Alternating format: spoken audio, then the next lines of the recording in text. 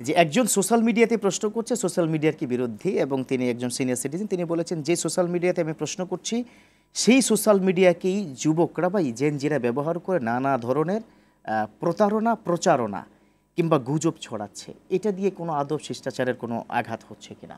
এটা মারাত্মকভাবে দেশকে ধ্বংসের দিকে ঠেলে দিতে পারে। দেখেন, এই সমস্ত প্রযুক্তি উন্নত দেশে তো আরও 20 বছর 30 বছর আগে পরিচালিত হচ্ছে, চলমান, কিন্তু তাদের আইন কানুন কঠিন।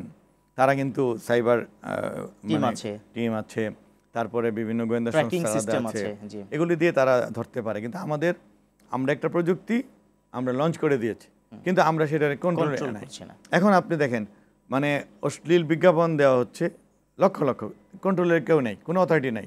মিথ্যা দেওয়া হচ্ছে, ধরা যাচ্ছে না।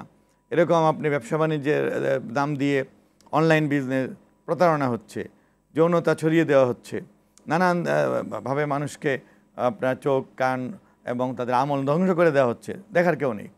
আবার অন্য দিক থেকে ওই রাজনৈতিক তর্ক বিতর্ক, মিথ্যা গুজব, ফেক আইডি করে একজন মানুষের চরিত্র হরণ করে দেওয়া হচ্ছে, একজন ভালো মানুষকে তোহমত দেওয়া হচ্ছে। অথচ কোরআনে আল্লাহ বলেছেন যে ইন্নাল্লাযীনা, যারা মানে অশ্লীলতা ছড়ায়, ইউহিব্বুনা আন তাশিআল ফাহিশা, যারা অশ্লীলতা অথবা অশ্লীল কোনো বিষয় বানিয়ে ছড়ায় অথবা অশ্লীলতা নেই কিন্তু অপবাদ ছড়ায়, তাদের জন্য দুনিয়াতে লাঞ্ছনা এবং পরকালে শাস্তি আছে।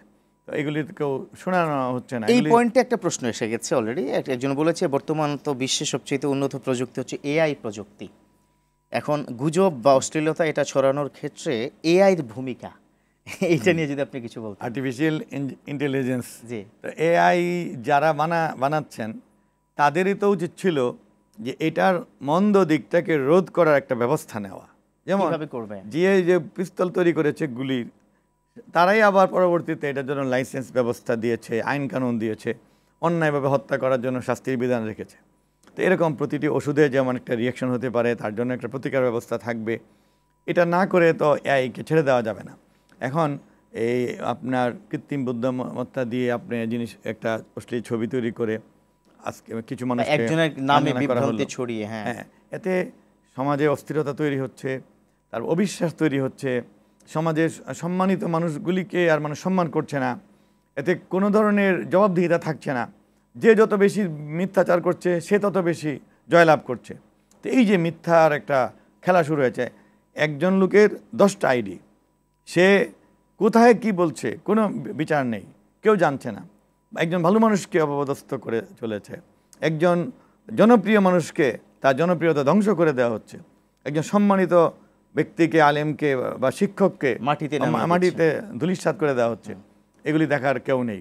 এখন এগুলি যদি চলতেই থাকে তাহলে আবার কখনো দেখা যায় যে রাষ্ট্র বা সরকার কঠোর হয়ে এই সাইবার আইনকে কঠিন করে আবার একেবারে তখন আবার ভিন্ন মত পোষণকারী অথবা সরকারের যেটা যৌক্তিক সমালোচনাকারীদেরকেও ধরে আবার শাস্তি দিচ্ছে।